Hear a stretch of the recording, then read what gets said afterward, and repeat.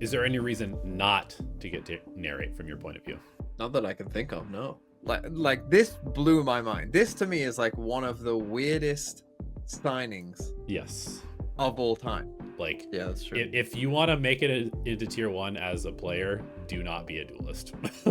Just don't play duelist. I'm sorry. I was laughing. I realized that I said your uncle's brother, and that's just your dad.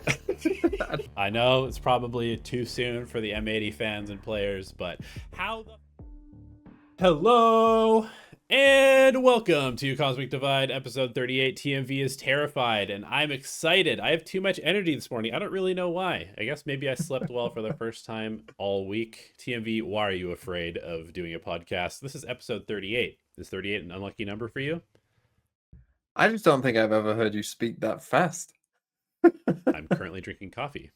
Yeah, you sound like it. You sound like there's an episode of Futurama where Fry drinks 100 coffees.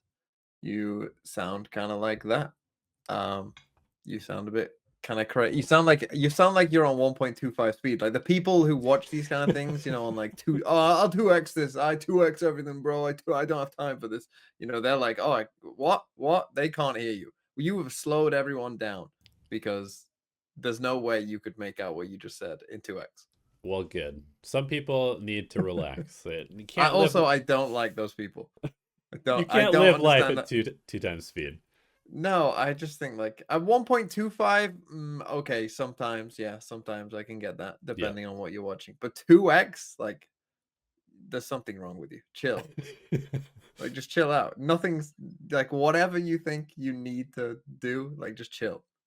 I must consume more content as fast as possible. Fill my brain. No empty spaces in here. Zero. Yeah. Zero empty What are you space. so scared of? What are you so afraid of? My own thoughts, TMV. Yeah, exactly. Chill. Well, we have a lot to talk about because it's been a couple of weeks and there's been a lot of roster news, a lot of moves. There's been some Ascension tournaments going on. Yeah. And also, we'll talk about this a little bit later, but you guys might be surprised that we're putting out content on this channel because Acend has made sort of a momentous announcement as well over the time that we've been gone. But yeah, we'll touch on that when we get deeper into the tier 2 stuff. First, we must deliver for the algorithm. Let's talk about Sentinels. What's up, guys? Before we get into the meat and potatoes of this episode, I just have to quickly thank the sponsor of this video, Raise Your Edge. If you are looking to improve your poker game and join the winning side of poker players out there, check out raiseyouredge.com where you can see the free courses and level up your poker game. Now back to the episode. Okay, that's where you want to start? Sure, that makes sense. Yeah, Sentinels, big news. I mean, it's kind of old news at this point, really. Yeah. It kind of dropped, somewhat soon after we did our last podcast. But Sassy and Tens are gone to the wind. And I think now, and there are rumors afoot, now obviously everyone's kind of had their time to reflect on Tens and Sassy and their careers, and they were both very good and all of that. So I don't think we need to do too much of that. Yeah, I think we can start to look ahead. Like, what's the Sen of the future? Let's start with this. What would your ideal, if you were Sen, you need probably a controller player. Although Zekken, maybe could flex to controller, I suppose. Not Zekken, sorry, Zelsis or Zekken. Who knows? Zekken, he used to play a ton of Sova. He was like an initiator player back in the day. Yeah, so he could flex something else, maybe. But what would you be looking to do? Who would be the names on your list? Well, I think the first one, let's just start with the first and most obvious one that everybody has already been talking about, which is Narrate. I think it's been like essentially confirmed that he will no longer play in EMEA. Because of another rumor that we'll get to shortly, which the import rule kind of making him potentially leave KC. So Narrate's an interesting replacement just because, like, let's just say that they get Narrate. That means that Narrate could potentially go to Duelist and Zekken could go to another role. Zekken's very flexible. Narrate also seemingly very flexible. Could play Flex, could play Initiator, and then Zekken stays on Duelist. So I think that's number one, is you just start with Narrate, go forward from there. It gives you a lot of kind of wiggle room of who you want to, move around and how you want to structure the team. Is there any reason not to get to narrate from your point of view? Not that I can think of, no. Yeah. I don't really see a downside, to be honest. I think, yeah, narrate's just very good. Yep.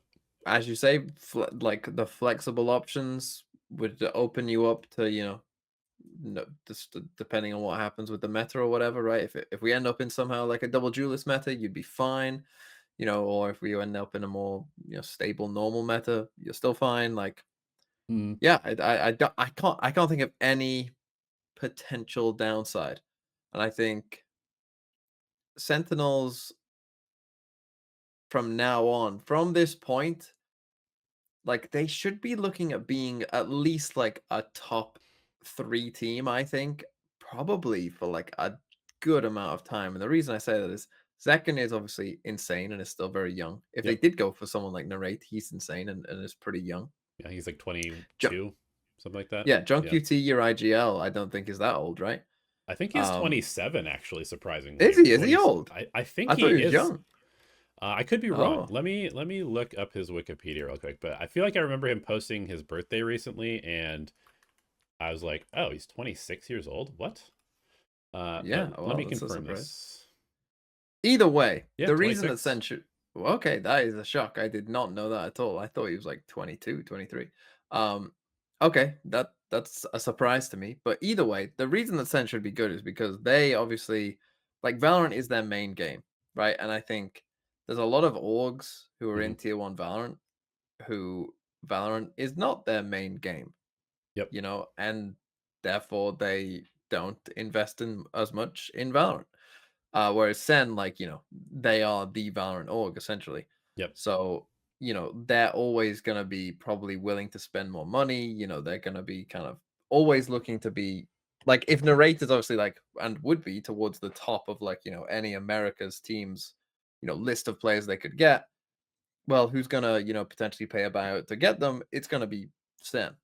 Yep. They're going to be the team that can get the kind of premier players. So I think, yeah, they should be looking at pretty good again. Whoever they get, to be honest, because as I say, they kind of should have the pick of the litter. If other teams probably won't be as willing to pay out buyouts as Sentinels will.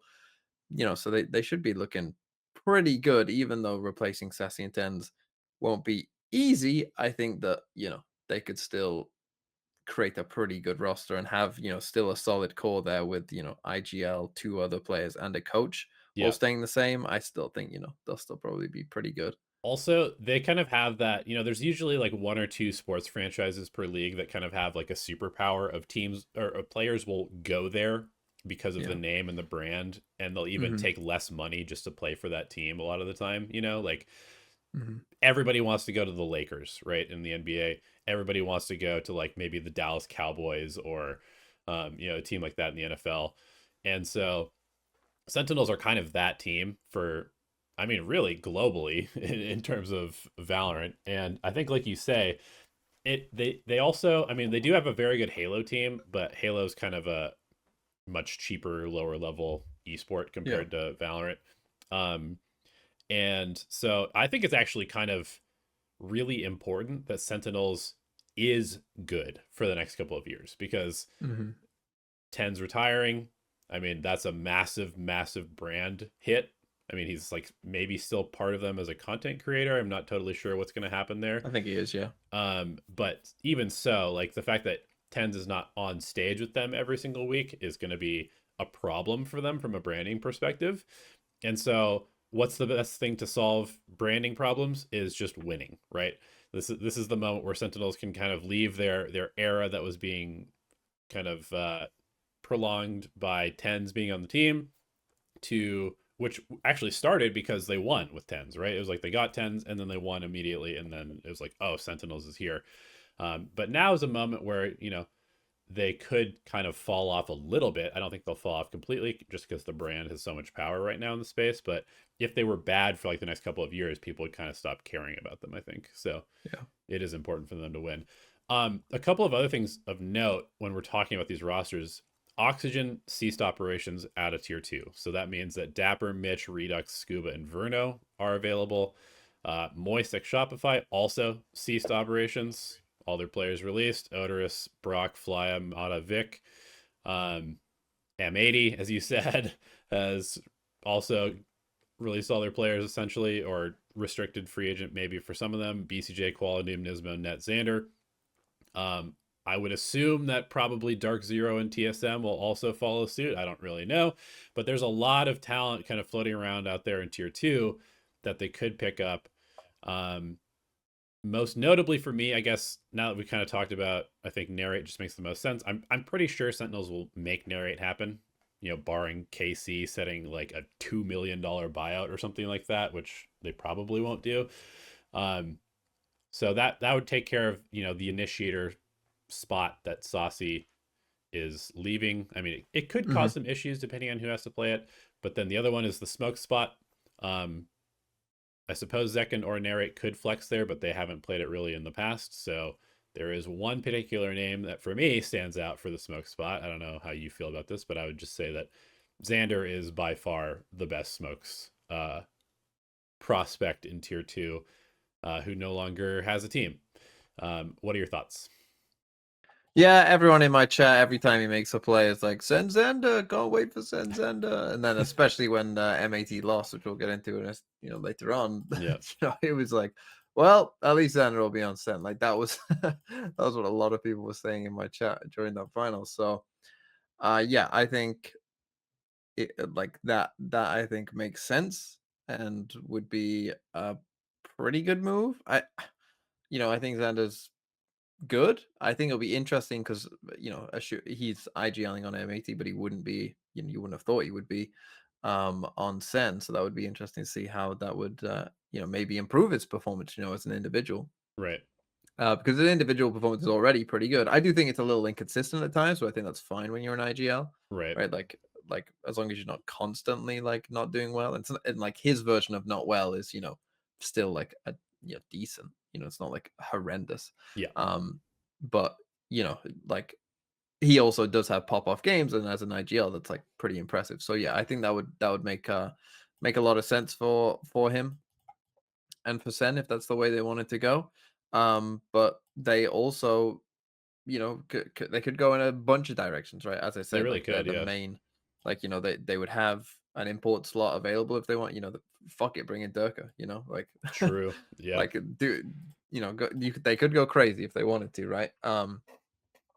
So yeah, but I think that they'll be fine. I think we should move on to another team though. Let's talk about Narrate's old team. And the reason that we say it's Narrate's old team, as you kind of alluded to before, is that Saadhak is rumored to be signing with Carmine Core. Right. Now, when I first heard this, like this blew my mind. This to me is like one of the weirdest signings of all time. Like I would have never in a million years gone like, oh, Saadhak to Carmine Core, that makes sense. And the reason that like not much has been said about Narrate from Carmine Core's perspective, but if they're signing Saadhak, the import rules, you can only have one player from outside of your region. So if Saadhak is that player, they can't keep Narrate essentially. Yeah. Which makes people think that perhaps that Narrate deal to Sentinels has already been done because of this. True. Yeah. And on top of that, though, I'll just quickly say they've released Thomas Shin and Magnum as well. So currently their team is Saadhak and Martine. Yeah, I believe that Shin is potentially still like in the trial with them. Okay. I think he did that last year as well. Yeah, I think it's like he has to maybe earn his spot again. I'm not entirely sure. Magnum is definitely released, and Tamazi I think is a restricted free agent potentially, so it's not like fully released, but you would think that probably all three players are likely out.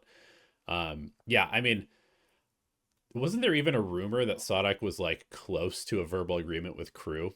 And, yes, that was definitely in the works. Yeah, and I mean that was obviously the most logical decision, right? Because it's like an Argentinian team. Sense, yeah. He had like said he wants to maybe go home. And then he's going to France. Well, now he's going to France. Yeah. So, I mean, I have quite a bit of respect for Aang as a coach, so I'm hoping that this move was not simply like, well, we were pretty good last year, but the main problem we had was our IGLing was not great. Let's just fix that problem by going out and getting an IGL. That is a proven track record. I hope it's a little bit deeper than that. Hopefully, Saadhak and Aang have like similar philosophies, or there's like As long many as he's not layers. playing Neon. Yeah, hopefully there's many layers to this. Just other than like, here's problem. Let's put like square peg in square hole, right? Yeah. I mean, philosophy wise, Karmi Corps was pretty structured, right? And Aang's teams have been pretty structured in the past. Thinking about Gambit, Saadhak is almost like the opposite of that. So this will be an interesting melding of minds or potential clash. I mean, does this immediately make them a contender next year, or what do you think? Well, we still don't know the rest of their team, so we'll have to see. But Yeah, from this shows me that they want to be a contender. This shows me, yeah, like as I was talking about with Sentinels, and some of these orgs, Valorant isn't their main game. This to me, and maybe because it's Champs is in Paris as well, so obviously you can't be oh, caught. it's true. We'll Yeah, we'll yeah, probably be looking at that and being like, that would be cool yeah. if for Can instance, that we you were good, imagine and a finals in Paris with yes, Karmi that Corps in would it? be quite big for us Holy if we did that. shit. So yeah, I can imagine that they're eyeing this season as like, oh, Champs in Paris, we need to be good. Yeah, And so yeah, I mean, again, and when you consider like the outside factors, like it's heavily, we don't know what these players make, but a lot of people have kind of hinted at the fact that people in Americas make more than EMEA. yep, So to considering Saadhak probably would have had a decent option of teams if he's going to EMEA, and like you said, he said he wanted to, stay close to home or whatever, you would assume that they'd need to pay even more to get him across to Europe. yep. Like they must have put quite a bag down You would to think to so. get to get Saadhak in this kind of sense, and obviously that's just a guess, but that's kind of crazy if they have done that. It kind of shows you that okay, if you're willing to drop one bag, what let's go all in. Go get Let's Durka. Saadhak, go. Let's Durka. go. Let's go. Oh Let's boy. fucking go crazy. Why Yeah. not? Let's just go crazy and build some kind of French, monster super team, and go and win champs. Why not? Great coach, great IGL. Look, you've got a very good coach and a very good IGL. If they're not good, it will be a story. Yeah. Like it will be a story the whole season if they aren't, in the top 3 of EMEA. Yeah, and I think you do raise a good point that I mean, there's a pretty good chance that if they're going to spend on Saadhak, they probably will also spend on other people. Maybe it won't be Durka, but maybe they'll go get like Sagetsu. There's like Yeah. the Russian connection with Aang. Maybe they'll go get, I mean, there's a lot of talent flying around right now that is unsigned or, potentially leaving the teams that they're on. So yeah, I agree. I think that like also in EMEA, there's a real chance with, especially with like Navi kind of crumbling. Mhm. Foot will be probably decent next year, but they I don't know if they'll ever take that next step. We're starting to see sort of like this really large gap forming between Fnatic and everybody else in EMEA, and I feel like teams kind of need to try and like catch up to them. Otherwise, it may just become like Fnatic's league, and then everybody else is just kind of like fighting for second place, which is not where you want to be in a franchise system like this. I mean, Team Heretics as well. Oh, Don't that's forget. true. How could I You forget? forgot How you how forgot the literal best how could I EMEA team forget? of Yeah, last season. Yeah, Fnatic, but Heretics. Yeah, I do think you're right. Like, I'm talking about Comic Core top 3, but you bring up like if you look at it from that sense, like Fnatic, probably going to be pretty good. Heretics, you would expect to be very good. yeah, Um, and as you say, like Foot, I agree with you. Like Foot, we'll see, can they ever take that next step? But they're still going to be good, right? They're yeah. still like a team that if you're trying to break into the playoffs and make these events, like you're gonna have to be better than Foot, which is not gonna be that easy. They are a pretty good team, and assuming that they mostly stick together, or I haven't heard anything of any of their players leaving, you'd assume that they're still gonna be pretty good. Mm-hmm.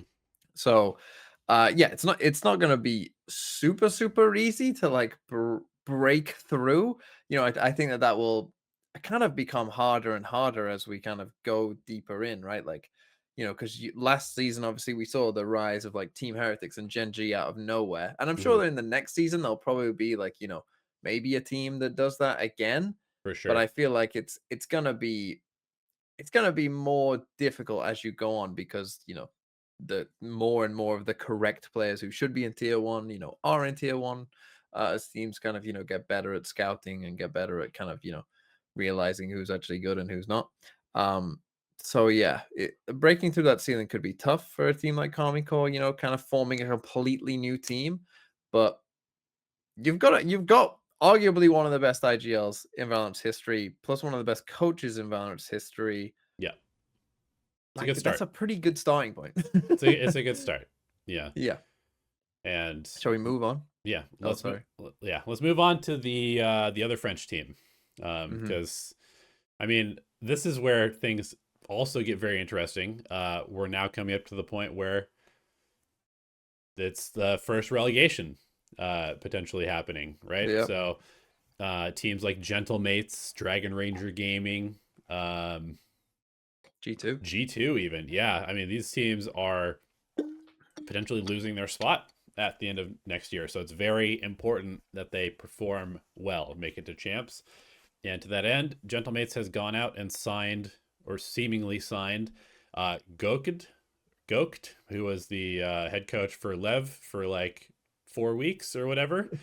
Yeah. And they've also gone out and signed Mini, who was in East Surge, part of... Was he on Go Next? Go Next, yep. He was on Go Next. And then Robbie BK from Job Life, who I am not familiar with, but Job Life was pretty good in Tier 2 France this year. Yep. Will it be enough to avoid relegation, TMV? I mean, I'm glad that they're making, like, let's say, somewhat substantial changes, right? Because I think if they mostly ran it back, I think me and you kind of were early onto this, that Gentlemates, were a team that got hot for a couple games, Yep. particularly in the tank, and that kind of carried them through to winning Ascension. And then they were a little better than maybe their average was during the rest of the Ascension tournament, but overall, they didn't, in my opinion, often reach the heights that they did in that Apeks or Ascend game. Yeah. Agreed. The tank still had like flashes and moments, and I think the tank like definitely proved like, okay, yeah, this guy is clearly good enough.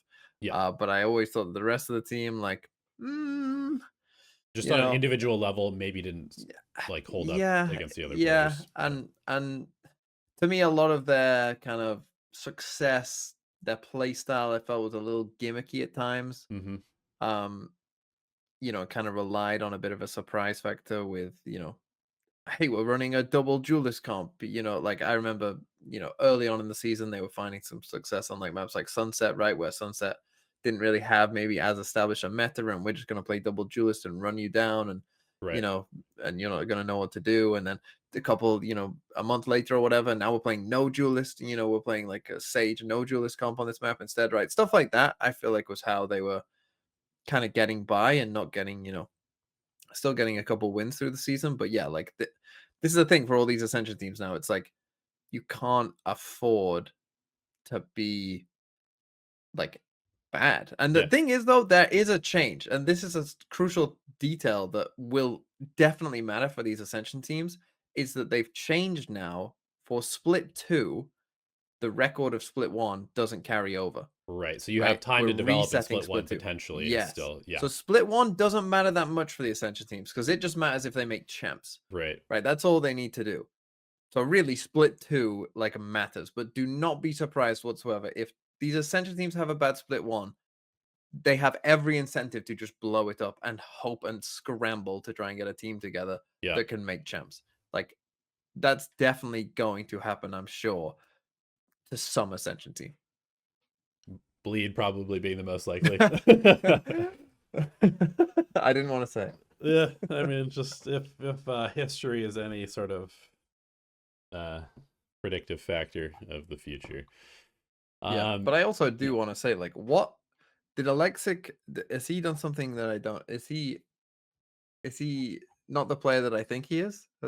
Like, am I crazy in thinking like watching Enterprise from the season before and being like, oh, Benji's not Enterprise's best player, it's this guy Alexic, and then now Go Next players are getting picked up and he isn't? Like, I don't know. Maybe he just does awful in trials. Who knows? Yeah, I don't know. I mean, he's always been a little bit of feast or famine. I've done quite a bit of like VOD review anteing of him and stuff like that over the last couple of seasons. And I mean, he's obviously a super talented player. To me, I feel like the Duelist spot is so hard to break into tier 1 right now. Like, yeah, that's true. If you want to make it into tier 1 as a player, do not be a Duelist. Like, just don't play Duelist. Play Omen, play Viper, play Astra, play Sova. Like, being a Duelist, the thing is, every single player in tier 1 that plays Duelist is doing the crazy shit that Alexic is doing, and they're probably more consistent as well. So yeah, it's tough. I mean, that's true. But I still think that my team, I would still say I just pick up. I'd be the DRX guy. If I was yeah, building a team, I'd just be a like, bunch of let's jets give, and then convert them. yeah, Yeah, let's get a bunch of jets and just turn them into, give them roles. They'll learn over time. yeah, that's fair. Okay, well, good luck to Gentlemates. We'll Yes. see. I mean, obviously, Goat didn't have a great run with Lev, but No. I remember when we I wonder what that was first, like from his side. yeah, I mean, I remember when we first saw that he was signed to Lev, my initial thought was that's not going to work just because he was like a tier 2 Spanish league coach going to a team with like Aspas and Com, like, world Yes, champions. this makes more sense. Yeah. How the fuck was he ever going to tell them what to do in practice? There's no way. Yeah. But yeah, if you're on a team that desperately needs some help, like he's got experience, he's worked with experienced players, maybe he's got the right sauce for them. We'll see. Yeah, this next one, I haven't heard about this. But this one, when I read it and you put it on here, I was like, what? Hiro to Navi? Yeah, I saw Hero, there's Fnatic Hero to Navi? yeah, I mean we knew that Hiro was not going to stay with Fnatic. Yes, I knew that. And I saw, the Anonymodum. Yep. He needs Alejandro a Gomez. simpler name. Yeah. Yep. Yeah, just do AG. Just call yourself AG. Alejandro Gomez. Let's go with that. Anyway, he reported, I don't know, a week ago, something like that Hiro was verbal agreement with Navi, I think. So maybe he won't end up there, but maybe he will. Navi had released basically their whole team, so they needed players, and Hiro seems like a pretty solid prospect based off of what he did with Fnatic coming in as a stand-in. Yeah, so they've got Angel and Xiao, right? Is the ones they're keeping. Correct. So this would be Angel, Xiao, Hiro. And I mean, Hiro, it's not bad. yeah, I mean, but Hiro is like a Sova player primarily before Fnatic, and then he played a bunch of Sentinel for Fnatic. Yeah. So they've got Xiao, who is a Sova player, and they've got Angel, who plays a lot of Sova. So maybe they're just doing the opposite of DRX. They're just picking up a bunch of support players and turning them all into duelists. That is actually an interesting point. I hadn't thought about that. That we're probably going to get a lot more Astra this season. Yeah. But Angel doesn't play Astra, and Xiao does. But then when Navi play Xiao on smokes, they're worse. So bring back the Xiao Jet days. Remember those? Put Angel on Jet. Remember when they won 13-0 yeah. against Fnatic? That's the secret sauce right there. Angel Honestly, the duelist. secret sauce. Yeah, the Angel Yoru. Remember that? They did that for a bit of time that, TMV. Well. Don't put those thoughts into my brain. I'd forgot. It worked okay for a couple of games. Anyway, yeah, Hiro to Navi, that would be interesting. We've got Juvenile to GE. So Juvenile is a coach that's been around for a while. Yep. Been on TSM. Who else has Juvenile been on? He was with a crew when a crew won like 36 games in a row in tier 2 with Com as the IGL back then. But yeah, it was TSM, and then from TSM went to I think somewhere else. Oxygen here. Oxygen. Yeah, it says Oxygen, and then a couple like tier 2 teams I haven't heard of, and then Lev, assistant coach. He came in as their assistant coach at the end of last year. But yeah, to GE now. Careful, TMV. Look, don't talk about the Indian team. No. I just think. Well, I mean, most Indian fans, they think GE's a clown show. They hate on GE way more than anyone else. I think the Indian fans. So I don't think it's gonna be so hard. Like took like they've released everyone. So Yes. they're completely blowing up, which, okay, you might look at that team and be like, okay, yeah, that makes sense to completely blow up. Sure, that's a fine decision. But it's less of a fine decision when at the start of the season, if you would have told us like, oh, gee, at the end of the season, they're going to completely blow everything up. The coach is going to be gone. The players are going to be gone. Are you surprised? We both would have said, no, not surprised at all. 0 out of 10 surprise. Yeah. That's what global esports are going to do. That's not good. And now you're doing it again. So when I come back next season, is it just going to be the same thing? My main worry for this organization is that the partner agreements end in a couple of years. I'm just being realistic. If they continue to do this where every year they don't perform and they're never building for the future, and then every year it's blow it up, new coach, new players, and none of it is ever Indian talent, Riot's going to be like, why the fuck is this organization in the league? Like, we specifically selected you to be the representative of this population of over 1 billion people to try and reach that audience. And you're not reaching that audience. In fact, they hate you more than any other team in the league.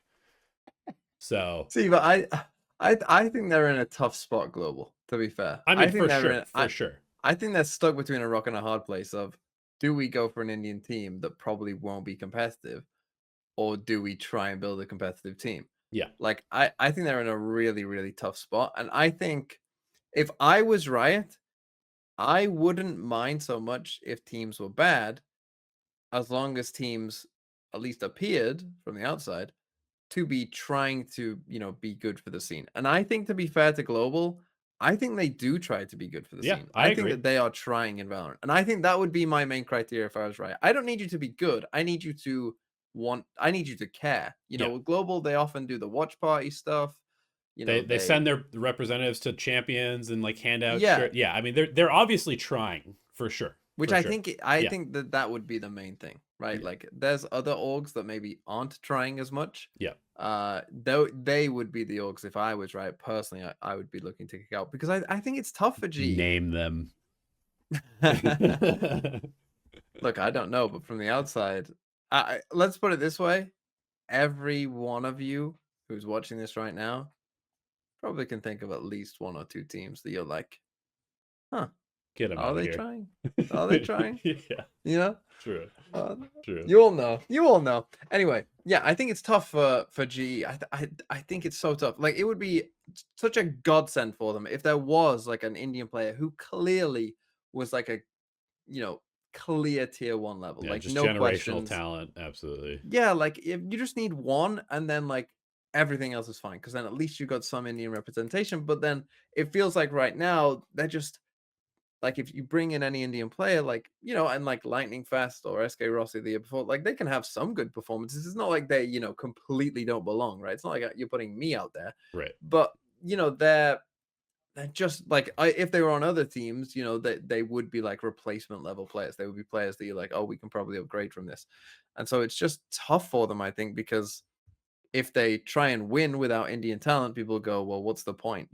Who are you? What are you doing? And if they just, got a bunch of Indian players and probably feel like they would just lose most games, then it would be like, well, are you just going to sit here and lose all these games all the time? And people would complain about that. I think the problem is they're losing games, but also don't have much Indian talent. Yeah. So it's like, what are you doing?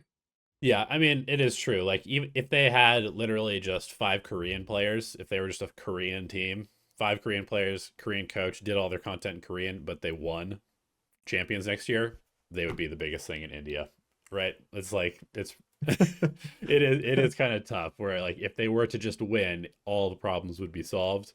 But the problem is that in going for that win, they've constantly put themselves in a spot where they kind of are getting hate from both ends of the spectrum. So yeah, not an enviable spot to be in. I would love to see them be good, honestly. I have a soft spot for it would be fun for the country of India and Indian esports. I'd like to see it be successful. So hopefully this year. I mean, Juvenile, I think, maybe gets less credit than he deserves for Lev's performance in the second half of the season. I mean, both him and Itapata obviously kind of helped turn around that team, made them a lot more stable, and they had a solid showing at champs. They were good. They were good at champs, and they were obviously insane in split too as well. So certainly a track record to go on. It's just a matter of whether they can get a good team of 5 to come together. Yeah, for sure. Let's move on to NRG. Now, NRG are an interesting team. Yes. They've signed Bonkar and Verno, so we pretty much supposedly. So okay, supposedly. Yeah. Whisper it. They're signing Bonkar and Verno. So that means that their team for next season is going to be FNS, Som, Verno, Demon One, Ethan, right? Yes, although assuming Demon One plays. Yeah, I did see one of those, like leakers of somebody on a friends list type thing of Demon One scrimming with a different team. Ooh. See, now that would be spicy. That would be I can't remember what the team was. I'm gonna try and look this up. But yeah, there's definitely. I'll talk whilst you look up. Okay. Okay. I'll give my thoughts on NRG because I think that the narrative around NRG I think is kind of flipped, or at least maybe that's just how I feel. But I think in general the general vibe about NRG I think is of a team that's kind of like, like, oh, am I super excited to, watch this team and think that this team is going to be some incredible, high level, like super team, like, because remember, like coming into last season, NRG were, everyone was like NRG super team, and they completely fell on their face. Right. But this year I feel like maybe because they completely fell on their face, it's a bit like, I don't know. I'm not feeling much hype around NRG. I feel like probably most people feel like they'll be okay, right? And not that amazing. Like they'll just be okay. But actually, I think it might go the other way, right? Where the expectations are lower, but Bonkar's a really good coach and Verno's a really good player. And they actually might, be better than people expect this time. Yeah, I'm a little on the fence. Okay, so by the way, the Demon One rumor was that he was seen scrimming with Lev. Yeah. God, if Lev replaced Aspas with Demon One, what's next? Tens? I don't know. Well, we'll just kind of let that one because that's like somebody saw it in some pros friends list, and he was in the same my game. uncle's brother's exactly housekeeper. But to your point about energy, I mean, energy is also kind of in a weird place, right? Because yes, they were very disappointing last year, so it's like almost impossible for fans to get as hype as they were last year and then be as disappointed. So they're kind of like starting in a good spot. But remember, we've got Pool Chan and we've got Som as like the core of the team, who are two of the biggest content creators in Valorant, and people love them and they want them to be winning. So, and then there's like the hype of, the new young, super good Verno kid, and Bonkar's been one of the most hyped coaches in tier 2 forever. So are expectations actually lower, or are they going to be potentially more parasocial and annoying than they were last year? I'm sorry. I was laughing. I realized that I said your uncle's brother, and that's just your dad. And I was just laughing at the fact that I said that, and I realized that, and then I couldn't stop thinking about it, and I just couldn't stop laughing. That your uncle's brother is your dad. Anyway, yeah. Or it could be your other uncle, depending on how many. It could be your other uncle. Yeah, it could be. Could be. But yeah. What did you say? Will they be good? You know what? Let's just move on. TMV is not paying attention. Sorry, I couldn't get it out of my head. Let's talk about your favorite team. It was so stupid. My favorite team? You mean your favorite team? Team Liquid is your uncle's dad. That's your grandfather. They play like your grandfather. Okay, move on. Team Liquid has replaced their coach, and we have no idea what their team is like, but I'm pretty sure they released everybody except for Nats, right? And Kiko, I think. Nats and Kiko, yeah. So, yeah. Rumored to be hiring the Job Life coach, Lohan, I think is his name. Yep. Surprising to me, but yeah, I mean, what are your thoughts? I think it was pretty obvious that Emil needed to go, regardless of whether he was a good coach or not. No results for 2 years for a team like Liquid. Got to make a move. Yeah, I think the time had kind of come on that one where it's just felt like, you know, I mean, look, in my opinion, you know, they made a pretty stupid decision, you know, not letting their best player go. You know, last season, that's never a great decision in my opinion. Bringing in the coach of Job Life is interesting, as you say. I mean, they were the French champions, so you know, like that's good. You know, that's pretty good. But I it I don't know a lot about Lohan, but you know whether he'll be a good coach or not, I don't know. We'll have to see. You've still got Nats. You know, you've got Kiko, who you know the rumor mill about Kiko is that he's not going to be their primary duelist. To me, I'm gonna have to see. I mean, but then again, I just don't trust. I just don't trust Liquid. Like I can't. I just don't trust that Liquid will do an amazing job. They might be decent. You know, they might be, you know, pretty good. But I think you know, you're looking at their roster last year, and it's like, okay, you picked up a bunch of players who were, you know, good in tier 2, but you know, didn't manage to win Ascension, and you know, for Enzo and Mystic, you know, we already knew like what kind of their level looked like versus tier 1,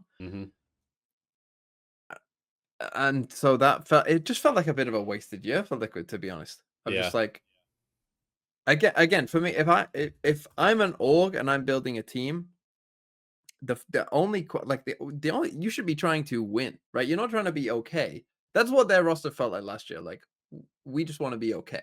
Yeah. Well, what's the point? It was like a safe roster. Let's just try and Yeah, get like 4th place, maybe make it to an international tournament one time. yeah, like, but Yeah. what's the point in that? Like, Yeah. you might like try and you play to win, you know? Like, but their roster last year, yeah, it just felt like we're playing to be okay. So hopefully this year, whatever they do, you know, will at least bring some excitement of like, okay, maybe this team can win. And especially when you've looked at a team like Team Heretics, who, you know, literally was just like, let's just assemble a bunch of kids in an IGL. Right. Like, you know, make that the kind of, rather than just like, let's aim to be okay, you know, you might as well just go and try that. And maybe it blows up in your face and the people you pick up aren't very good. But honestly, I think that's better than wasting a year of, you know, just being kind of, you know, middle of the pack or whatever. I have an idea. Go on. Okay, using the Heretics model, you get the older brother and the younger brother combo. The older brother has lots of experience. The younger brother's cracked. What if Liquid signs Scream and Navera? Yeah.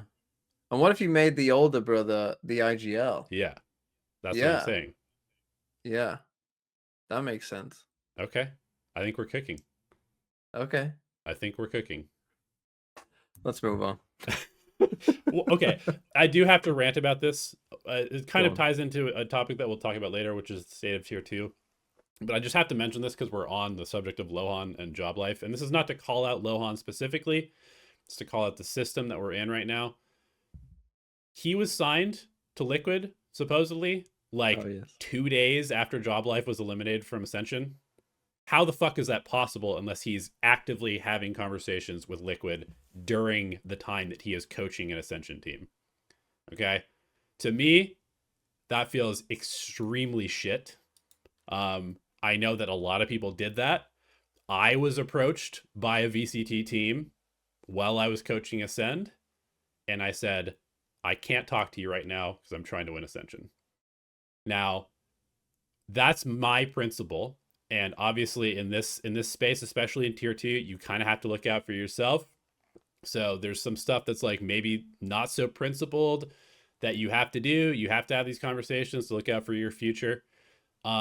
Again, not trying to call out Lohan specifically because this happened with other coaches and other players as well. It happened in Americas. It happened in Pacific. But if that is the incentive that is being placed on these players in tier 2 by Riot system, it is so fucked, because if you're trying to qualify for Ascension and you're also talking to another team and splitting your attention and not giving, because it's not possible to give 100%. Like, you will never ever be as committed to winning if you are also, in the back of your head thinking, well, I'm going to get my spot anyway. Yeah. Like, that is so fucking bad for the entire scene. So I really hope that something changes, whether it's with the placement of when Ascension happens so that can't happen, or some sort of incentive structure to make tier 2 a little bit more viable as a career. Because right now, if we have coaches or players that are 1 foot in 1 foot out while they're trying to make it in Ascension, they're just fucking over their entire team. Like, it's not just them that is less committed. Like, it comes through in your dedication to practice and ability to work through hard times and stuff like that. If you're not 100% committed to the goal at hand, it's just so terrible. Like, as a competitor, I would be furious if my teammates were trying to get jobs with somebody else while we're trying to like accomplish a goal together. So again, not to call it Lohan specifically, it's just, it came to my mind as this is essentially what happened with him, I have to imagine, and it happens with people all across the scene.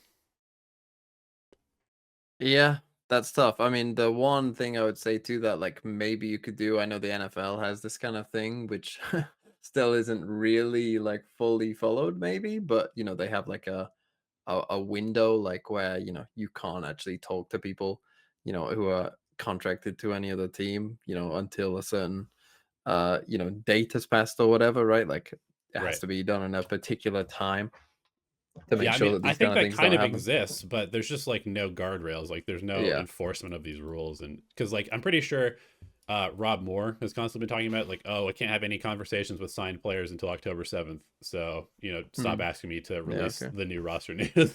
But that's like tier 1. And tier 2 is just like, we're just like a piece of carrion that all these vultures from tier 1 come and just pick at, like, throughout the course of the season. Anyway, it just makes me really mad to see this happen. Not because I potentially lost an opportunity. I don't fucking care. Like, I stand on my own principles, but it's just like, if this is constantly happening, it is just horrendously bad for everybody that's involved in tier 2.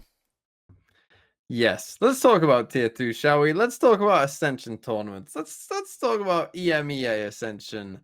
EMEA, and look who it is. It's your old friends, Apeks. They made They it. did it. We'll get onto some teams who didn't do it, who choked for the second time. Oh But no. Apeks got over the hill here, managing to beat Pacific 3-2 overall in what was actually, I thought, a very good game. Yeah. In the EMEA Ascension final. And again, this happened a while ago, so everyone's kind of had the time to kind of react to that, and we'll get to see Apeks in EMEA Tier 1 next season. Again, so far it seems like I haven't heard any roster news so far, but Kayak is certainly, I think, a player who will be on the rumor mill at the very least of Sure. maybe we'll go somewhere else, maybe we'll go to some big team, because Kayak is very, very good. But let's hear your take first, Mr. Speaks. When you were on Ascend, did you scrim Apeks much, or what do you think of I don't think we Apeks? ever scrimmed them, actually. Maybe we scrimmed them Okay. like one time at the very beginning of Split 2, but yeah, Okay. they were a team that we were not going to scrim because we assumed that we would play them in Ascension if we made it. Okay. But yeah, I mean, I was, it was a little hard to tell whether they were good coming out of Polaris. I mean, obviously they were better than Polaris, but there was like no other good teams in Polaris pretty much. So it's always interesting to see these teams come together into the Ascension tournament. And then at the Ascension tournament, I think Apeks just looked like clearly the best team there. I know that you'll disagree and you think Pacific had the highest peaks, and I would maybe agree with you, but as far as like winning a tournament like this, you need to be pretty consistent. You can't have peaks and troughs in your performance. And Apeks were just like, they're like a steady hand, right? They come out, they dominate ultimates, they beat CGN, and then they play Pacific. And it was, it was a little touch and go there at the beginning of the series. They came out, Pacific were hitting their shots. They were kind of popping off. Apeks looked a little slow, and I'm sure in the back of Apex's mind, they're like, oh God, is this going to happen again? Although none of these players were on the team last year, so yeah, maybe great not so new much. team. But for the But the people in management, the org, the people in the I'm org. sure, yeah. Yes. And you know, the extra pressure of Apeks sort of stating that if they don't make Ascension this year, they're out of Valorant, right? They basically made that known. So that's a lot of pressure. But then we saw Apeks kind of stabilize, right? They won map 2, and it kind of at that point started to feel a little bit like, okay, I think that they're going to win this, because Pacific relies so much on individual moments where it's like this player makes a crazy play, this guy hits 3 shots, this guy hits a clutch. Whereas Apeks, it's like they're just kind of going through their game plan. They've got solid players, you know, they're making decent to good decisions in the mid round, and they're kind of just like slowly grinded out the series. And then by the last map of Ascent, I think it was just kind of Apeks had kind of broken. They kind of broke Pacific on Lotus with that comeback. You know, winning 9-3 on the attack half to win Lotus from a deficit. And at that point, it was kind of just over. Kayak had the worst performance out of anybody on Apeks in this series. He went -7. He did play 4 duelists. He played Neon, Yoru, Jet, and Raze, which is fucking amazing to see. Love that shit. But yeah, and then in the last map, when it really, really mattered, he popped off, went +9, 6-2 first kills and first deaths, and Apeks kind of stomped Pacific with their Yoru deadlock Cypher stuff. So I mean, I'm super happy for Apeks. You know, I think it's Molzy, Avova, and Soulcast who have been in tier 1 before. So it's obviously great to see them kind of like grind their way back to that place. You kind of expect them to get there, but it's kind of nice to see like, okay, they can actually do this. Because I feel like in a lot of the other regions, as we'll get to, like the chosen one team that's supposed to win maybe didn't come through. So yeah, definitely. I think it's interesting. I think if they do keep the same team together, I think that they, you know, if we look ahead to like how will they do, assuming they keep the same 5 players, they play a lot of Yoru. And I think with the Astra buff, I think you could really be cooking some stuff with like double controller Yoru comps next season. Like I think there's a lot of space for that, and I think like if they did heavy lean into that and still had Kayak, and you know they really leaned into that kind of play style, I think that that really might work for them, honestly. Like if they really went like, hey, we're gonna play fucking Omen, Astra, Yoru, like, you know, that's gonna be our identity on, you know, a variety of maps. You know, I think that that could work.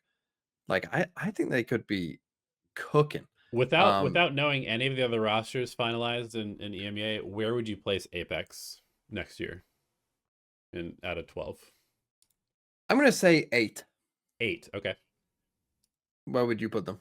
I was thinking kind of just like middle of the pack, you know, like 6th, something like that. Okay. Somewhere in there. So you have some belief. I mean, I remember when Molzy got dropped, I was really quite shocked that he didn't get a tier 1 job last year. He was good. Like, he was on Vitality, right? Before? Yeah. And I thought he was like Vitality's best player in that first season for large parts of it.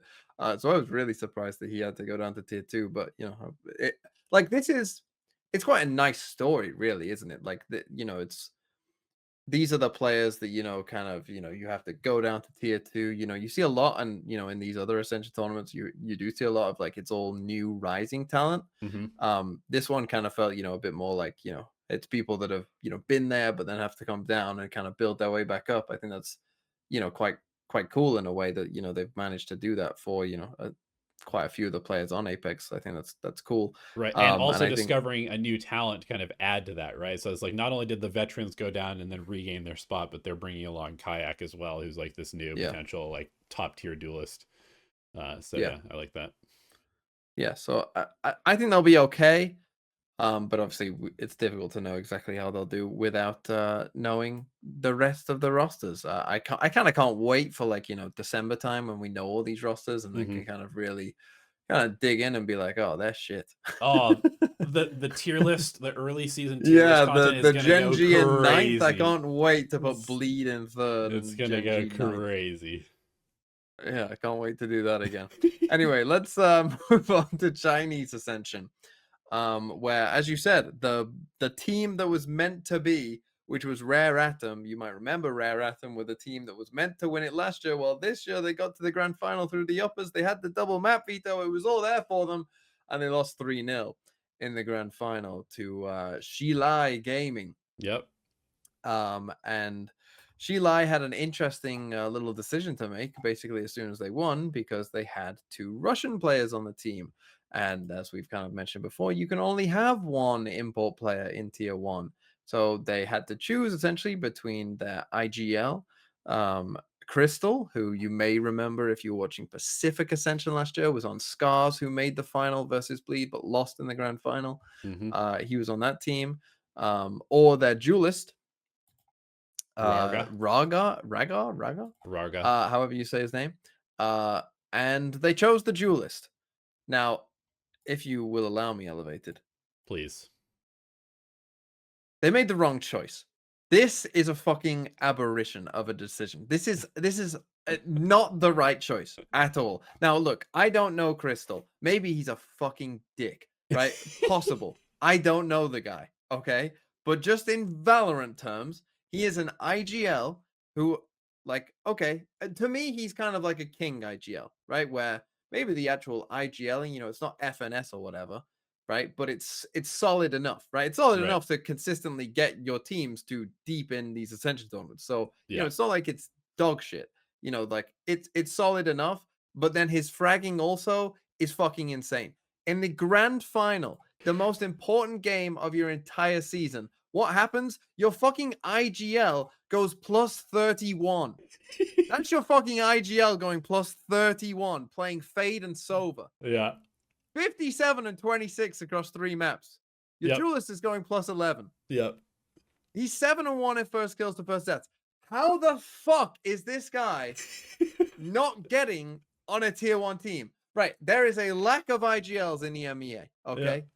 If he doesn't get picked up, because he technically, he's an import. He's from, I think, the east part of Russia, right? From the Vladivostok. I would imagine so. I think it's kind of like something where he was playing in Japan because the ping was like okay, maybe something like that. Yeah. So I assume he's from Vladivostok and kind of the east side of Russia. But I mean, they should probably change the rules, to be fair, because I'm sure that they see themselves as I doubt they see themselves as European if you're living, by Japan. Yeah. But if he doesn't count as an EMEA import, someone fucking has to pick up this guy. Literally fucking has to. Because the thing is, he doesn't even need to be an IGL. Yeah. Right? Like, you could just sign him as a player. If you don't like the way he calls or whatever, he's still fucking insane. He's plus 31. Yeah. Like, in a grand final, most important game of his career, and then you fucking insta drop him. What? Make sense of it. He literally fucking carried you on the back to get there. This is like if fucking Frodo and Sam, like, they get to Mount Doom, and Frodo's like, oh, should I throw the ring in? I don't know. Oh shit, what should I do? And instead of, like, he throws the ring in, but then also just tosses Sam in Mount Doom as well. Like, that is what this is essentially being. Yeah. I mean, I heard that maybe there were some rumors that the reason was that he wanted to leave because maybe he had other offers. This is like completely unsubstantiated. This is just like maybe even just Reddit speculation. But I completely agree. I was like, I saw him win, and on my stream, I watched it, and I was like, somebody asked me, who should they get rid of? And I was like, if you think they should not pick Crystal, you are on drugs. Like, there is no shot you drop your IGL Sova Fade player instead of your Duelist when there's a trillion good Duelist players in the world. There is no chance that makes sense. Now, I will say a couple of things. Number one, Rarga is very good. The way that he was entering for the team was incredible. Like, he was actually really selling himself, like, for the team in so many instances and still getting a ton of value and entry kills. So he's not like a random bad Duelist that was fully carried by Crystal. Like, he's really good. Second thing, is that, who knows? Maybe he speaks Chinese. Maybe Rarga speaks Chinese and Crystal doesn't. That was the only thing that I could think of. Like, he speaks Chinese and they just want to go like full, and then they just want to have a Chinese IGL and speak full Chinese. Like if they want to do that, or Crystal, as you said, like has other options and wants to go somewhere else, then fair enough. Like that's fine. But just from the outside, and we'll see what they do, and they almost certainly will end up picking up a Chinese IGL because the import rule, like they kind of have to. So that's probably what they'll end up doing anyway. But yeah, I mean, if Crystal doesn't end up in tier 1, I'm just gonna assume like the worst, to be honest.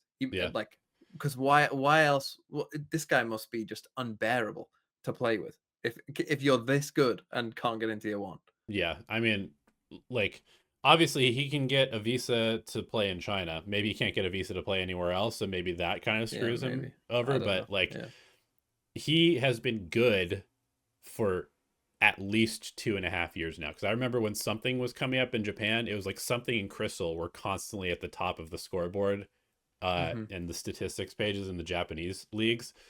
And so he's been insane for a while. He was insane here, and he seems to just be getting better because, yeah, like you said, 30 plus 31. These are like narrate numbers. Plus 31 on Fade Sova carrying your team is incredible. I mean, as far as the Ascension goes, I mean, we have no idea like what the Chinese league is going to look like next year.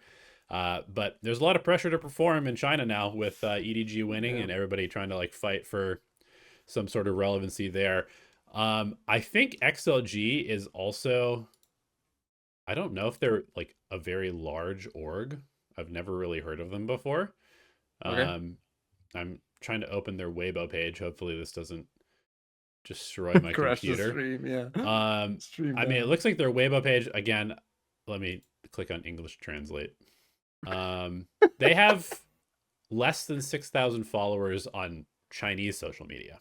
So this might be like about as small as you could possibly be for a team. So Riot execs, they're like, fucking 2-game, fucking Jai Gaming. What are we doing here, guys? But I just think that's personally, I think that's it's good. Great. I think that's what it should be. I think that the 10 permanent spot should be, for your fanatics and stuff, your EDGs.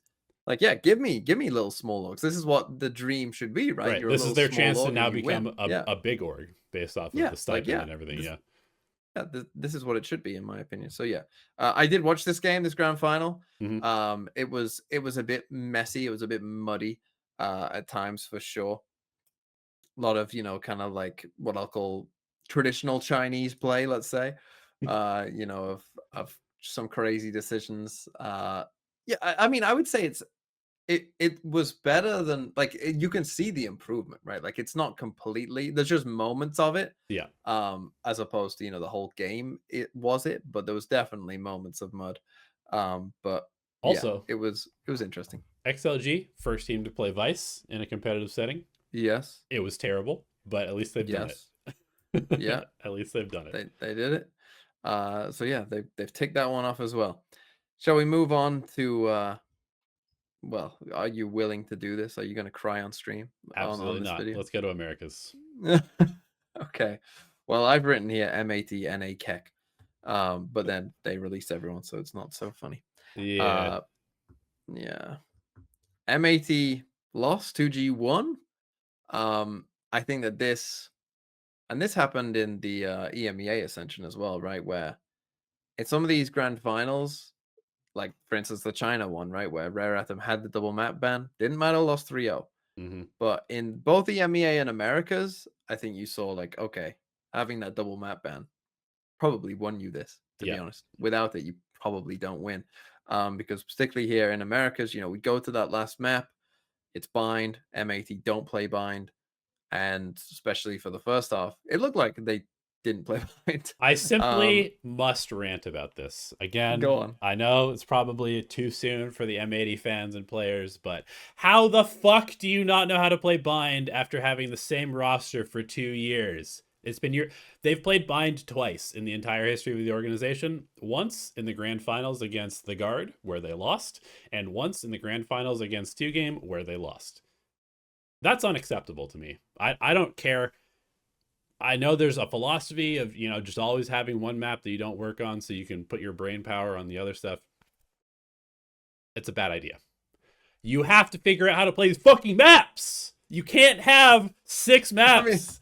You can't have a 6 map pool for 2 years. This map has been in the game for 2 years. It's not that complicated. There's been a bunch of good bind teams that you can copy. They copied the G2 comp because G2 were good at bind. The 100 Thieves comp is objectively a better comp. Regardless, the map is not that complicated. And they literally looked like they did not know how to play the fucking map. I was blown away at how terrible their bind was. It was awful. Like, it was legitimately terrible. And I don't understand how that's possible. Like, are you not scrimming this map ever? Is that possible? I'm gonna guess that they don't scrim it ever.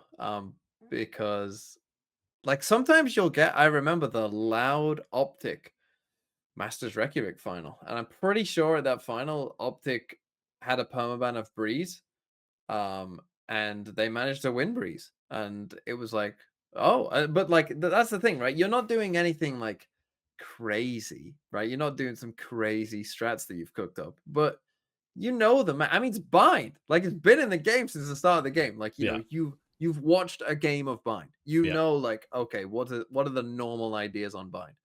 You know, it's like you say, like there are certain maps, like, you know, like I think a map like Fracture, for instance, might be difficult. Is that if that's your permaban, to, you know, like particularly like defending on that map, I think could be pretty tough if you literally don't scrim it. Like that sounds tough. I'm not gonna lie, but you know, like bind, it's like, okay, you know, it at this point people know how to play bind, right? It has a very set. You would hope so, TMV. But you would hope so. To be fair as well on that last map, though, I do have to say I thought 2G played pretty well. But I think that's the thing. They came into bind having won map 4, and I think that was really, really big for 2G. I think map 4 really was the kind of crucial map here, because I think they went into bind and thought, okay, we can do this. And then when they started, you know, winning those first couple of rounds, like, you know, then it was like, oh, we definitely can do this. Yeah. Right. So I think that was a massive thing for 2Game, because often I feel like what happens and why kind of the teams, you know, like an Apeks or something, you know, starts to kind of eke it out towards the end, the team that you expect to win, is because they feel like we are expecting to win. And I feel like, you know, for a small org like 2G, these players, you know, have never been in a game, you know, anything like the magnitude of this game, probably. You know, for them, like, you need to believe, like, are we actually going to do this? Well, when you start 10-2 up, like, yeah, we're going to do this, right? Like, you start 3-0, 4-0, 5-0 up, you're like, oh shit, we're actually going to win. And I think that's such a big deal that kind of carried them through to win that last map. And also the fact that, as I said in a video, Wingman is Brazilian. That was a great video. I'm really liking the off-season edits from TMV. That was a crazy. I still can't believe that Wingman hit Koala. Yeah, still baffles my mind that happened. But yeah, I think, yeah, for M80, I mean, I don't know what to say. Don't lose the first game against 2G, I guess. You know, as soon as I saw 2G, I was pretty high on 2G. Like, based off their kind of first couple of games, I was like, oh shit, these guys, you know, they got some shooters. Yep. And I like that their IGL yelled at the opponents. Yep. And it'll be interesting. Let's start with the M80 side of it, because obviously I'm assuming that they're just out of Valorant now. Yeah, everybody's posted their free agent except for Xander, because I assume they're trying to get a buyout for him, probably. Yeah. So that's obviously tough. Which, I mean, yeah, you talk about like high pressure games. Hey guys, everyone's job is on the line. Yep. Like, yeah, you don't get kind of bigger than that, essentially. But yeah, what did you think about this final M80? Well, I mean, I think based off of watching the games leading up to it, I would say that kind of like in EMEA, you had M80, who was sort of like the Apeks team. They were like the steady, kind of like stable. They're not having like these crazy pop-off moments, really. Yeah. They will play a decent macro game, and they'll kind of like weather the storm to win the games for the most part. Whereas you had like All Knights and 2G, who were like up here and then down here, and then up here and then down here. And in EMEA, it worked out where Apeks was able to weather the storm. Maybe because they had the 2 map ban, maybe not. But yeah, I definitely think that as far as the teams go, I would say that like on an individual firepower level, like performance, I would probably put 2Game number 1, maybe All Knights number 2, and M80 number 3. And so I wasn't particularly sold that this was going to be an easy series for M80 once it got to the finals. And then 2 games coming out and smashing them on Sunset. I was like, uh-oh. Like, Yeah. I think Yeah, we but might have some problems here. yeah. But then M80 came out and played 2 really nice maps where they were, fairly dominant, especially in like the second halves of the maps. And at that point, it was, the narrative kind of switched in my brain. Like, well, okay, this is 2G's inexperience showing M80. They're like locked in. They're not going to let this one slip away. But then we got the Haven, and I see M80 playing the oldest Haven comp in the world, and 2G playing The newest. the Fnatic comp with players like Spike and Silence on the 2 duelists, and I was like, oh, they are going to fucking annihilate them. And they did. And they did annihilate them. Yeah. There's a little I thought that this was it couldn't have come at a better time, this Haven for 2G, because 2G weren't playing Haven. Yeah. At all, pretty much. So to come out in a grand final and be like, obviously they could have banned Haven if they wanted to, but they didn't. Yeah. And to come out with a comp that just like suited your team so well. Yep. But it's also like a really good comp. Like it would, like, I mean, statistically, I could tell you, like, when this Fnatic comp plays against the default Killjoy version of the meta comp, like, it's they over. don't stand a fucking chance. Over. Like, Yeah. like the comp diff is enough on its own, but then the fact that it synergized well with 2G's team as well. Yeah. Yeah. And as I say, I feel like this map 4 was really where the game was mostly decided, because then we got to bind, and it was kind of like M80, were probably just praying that they didn't have to go to bind. But as you say, like, they slept early in these games. Yeah. M80 against All Knights as well went down, lost the first 2 maps against All Knights, 13-3, 13-4. Yeah. And they were horrifically bad. Yeah. Horrifically bad. They then managed to win a reverse sweep and win the next 3 maps. But I think I'm going to ask you this question. Is the difference from M80 to like a team like Apeks, who, we can see as maybe quite similar teams, is the difference that Apeks have a player like Kayak, who, is like can be a hard carry, and M80 don't really have a Kayak who's maybe like a hard carry. Like Xander can do it at times, Noob can do it at times, but you're not necessarily always expecting it. Like if Kayak has a bad game, you're like, whoa, shit, what's going on? Yeah, I mean, I think there's like a couple of factors, and that I would definitely agree with that statement. Like, I just think that Valorant is one of those games where you are rewarded for playing kind of stupidly, like in a big way sometimes. And when I say stupidly, I just mean like walking through smokes with no information and hitting a shot, with an op and dashing away. Taking your timing, sitting on site when you're supposed to get off site and killing 3 people. Like these types of plays get rewarded, even though like objectively they are not the right decision.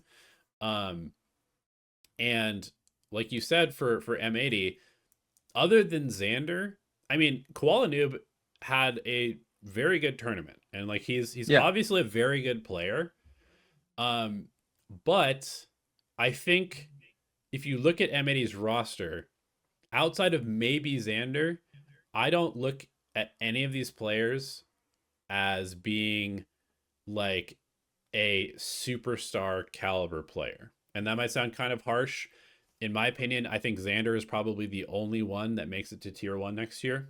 As sad as that might be, I just don't think that any of the other players are the type of, like, they're just not at the level where it's like they must be on a team. You must replace somebody on your team to get one of these players into tier 1.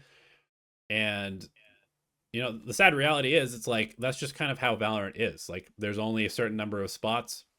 Not that any of them are bad players. All of them probably could play and hang at tier 1, but I don't really feel like my team must have Nismo or BCJ on it. And there's so many good duelists that even as good as Koala Noob is, I don't really feel like any of the tier 1 duelists need to be replaced by him, And so, yeah, I think having a player like Kayak who will just suddenly win you like 4 rounds per half is really important. And 2G has that. Like Spike, Silence, even Prizey. Like all these guys they just had so many moments, whereas like the round should go to M80, but now 3 of them have died to sheriffs. What the fuck, you know? Yeah. And I think the other factor that I wanted to kind of talk about is like you're mentioning that 2G didn't play Haven at all, and then they came out with this comp, right? M80 didn't play Bind at all, and yet they came out with like the most standard comp ever that then puts Koala Noob on an agent he like never plays really. Yeah. Like, come on, guys. Like, play something crazy. You know, if you don't like the map, don't play the meta. Like, I don't. How are we in 2024 and people are like, I don't like this map. Let me play what everybody else plays, but we'll play it worse. Like, do something different. Please play Astra Yoru or something like that. Like, I don't know. I'm tired of watching teams play the default comp, but then just be bad at it because they don't understand the map very well. And it's like, it just makes me sad because I feel like we should be better than this as a esport at this point. Yeah. Okay, let's talk about 2G though. Yeah. So M80 unlucky, but 2G. We asked about Apeks how they would do. Tell me, 2G, will they live? How do you feel? God, I hope so. I mean, just if we remove all of the logistical issues of moving to LA and having to set up a business in LA and all the crazy expenses, if we just take the players and the team, obviously Spike is underage, so they have to find a sub for at least until June or July, I think, till he's 18. Mm-hmm. So that's another problem. But if we just take these 5 players and we put them into the Americas League, I think they are probably maybe like 7th, 8th, maybe 9th, maybe 9th. Americas is tough. Americas is tough. I can't rate them as highly as Apeks in EMEA. Maybe Americas will have a fall off year. It's possible. We lost 10s to be honest, I think last year was a fall off year for Americas. I thought Americas was pretty dog shit last year. That is true. And people just like always hype up Americas. That is true. Because of most of the people who talk about the game from there. You really stunk it up last year. But like, if you go through the teams in Americas, like, you don't end up feeling good about most of them. There's a couple that were pretty Loud good. Was terrible last year too, weren't they? Loud was fucking dog shit. NRG with dog shit. You've got Cloud9 and MIBR, Fioria. 2G or top 3. Let's go. Yeah, but you go through the teams, it's like, oh shit, like these teams weren't that good last year in America. So yeah, maybe there is more hope, or maybe Americas will get its shit together. We'll have to see. But yeah, I think it's interesting because like we're talking about these small orgs making it, but like I already feel like I'm gonna be rooting for 2G next year. Yeah. Like I want to root for this team already. Yeah. Pretty much no matter what happens. So I kind of like, that a small org is making it, because if M80 made it, obviously that would be great for them, but it would just be kind of another, oh cool. Right. Like another NA team made it. Great. I do think that this helps actually, like long term, if we like for Brazilian and Latam orgs, having a sense of like a belief of like, okay, All Knights, could have beat M80 in the lower final. They could have made the grand final. Yeah.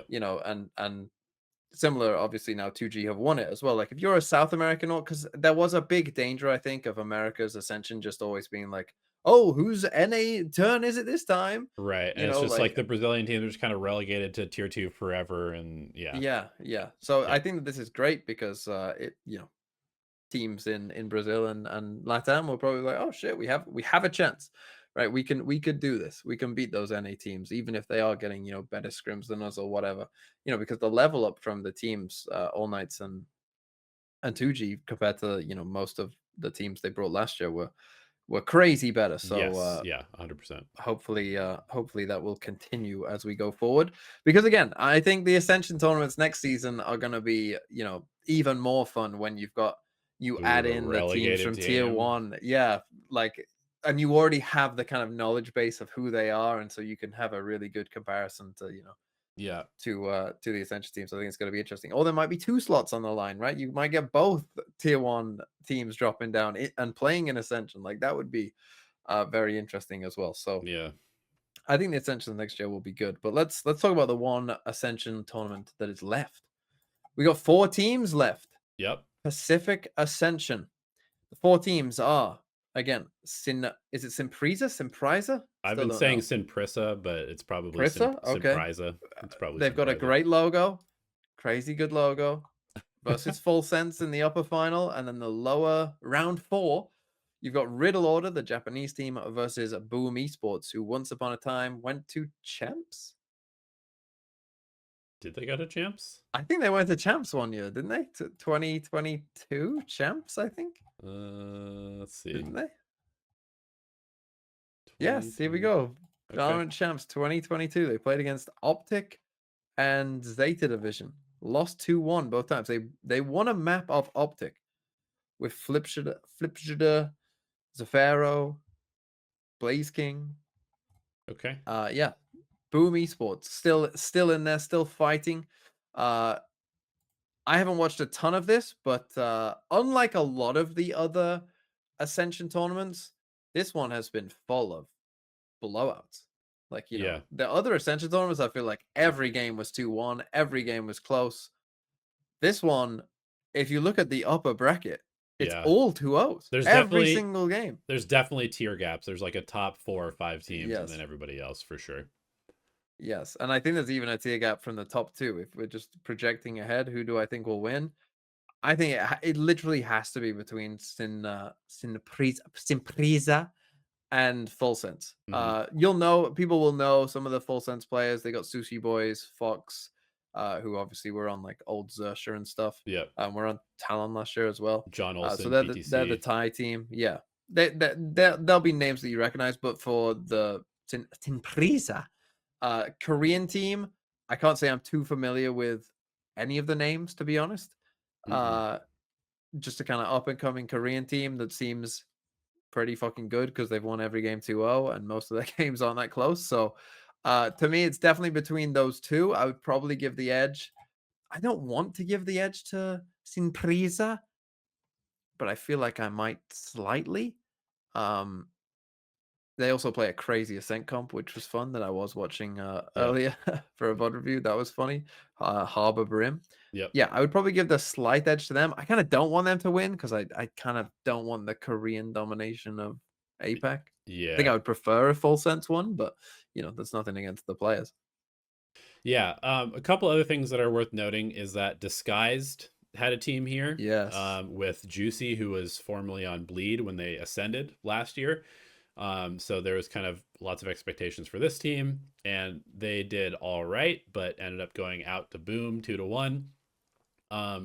So crushing loss in OT as well. Map 3. Map 3 OT. They're down 10-2 in the first half. They lose the pistol. They then win 11 of the next 12 rounds, take it to OT just to lose. Yeah, that's super tough. That is super tough. I mean, it was 11-2 and they lost 14-12. Oh my God. Oh boy. Yeah, I mean, poor Disguised Toast. Yeah. I mean, that's the hardest way to go out. Poor Disguised Toast. Please, somebody check on Disguised Toast. He's had a rough couple of years in esports. That's crushing. Again, personally, I don't think it matters that much because I think that Disguised lost 2-0 to Full Sense. I think that those two are just a tier above those two teams in the upper final. I mean, I do think there is some chance that Riddle Order or Boom could make it. There is some chance. I think Riddle Order played Sinpriza pretty well in the upper final. Like it was not a super one-sided game. They had an OT in there. Riddle Order was formerly Zeta Academy, I guess. Also, I didn't know that until recently. But yeah, they've got some names as well that you'll know, like JoJo and Souldown. Right. Yeah. I think my pick at the beginning of this, before any games were played, was Simpriza because I'd seen that they were dominating Korea and they looked good to me. Now I would say I'm slightly leaning Full Sense just because they have the experience gap. Yeah, that's true. But I agree. It's probably going to be one of those two. And I think I'm kind of on the same page as you. I kind of would love to see a full Thai team make it. I think that would be sick. Yeah. So Yeah, that would be cool. So that's Pacific Ascension. Now let's turn from maybe the positive to a funeral. Funeral. Go on, Elevated. You're kind of, I don't know. I see you as a bit of a figurehead, so I'm gonna throw this one. I'm a leader. Yeah, okay. Yeah. I'm gonna throw this one over to you. Well, you've written the state of tier 2. ... Ascend, leave Valorant. Other bad shit happening. Yeah. So as many of you probably know, Acend has decided not to play in Valorant Esports in 2025 and may never return. May return at some point. We'll see. I had to write the statement leaving Valorant, so I kind of like told a little story about where Acend was, where we are now, how we got here. And just generally speaking, Acend leaving Valorant is it's impossible for me to say this as an unbiased person, but I'm trying to be as unbiased as possible. I think it's just generally bad for the game that the first world champion ever is now not doing Valorant anymore because the ecosystem is so dog shit for teams that are not in VCT. Obviously, I've been on record saying that I think it was a mistake for Riot not to accept Ascend into the partnership system, because I think having a pro league where your first champion is not part of it is kind of insane. But you know, it is what it is. Obviously, Ascend missed out on Ascension last year, getting third, losing to Gentlemates and Apeks, which was super sad.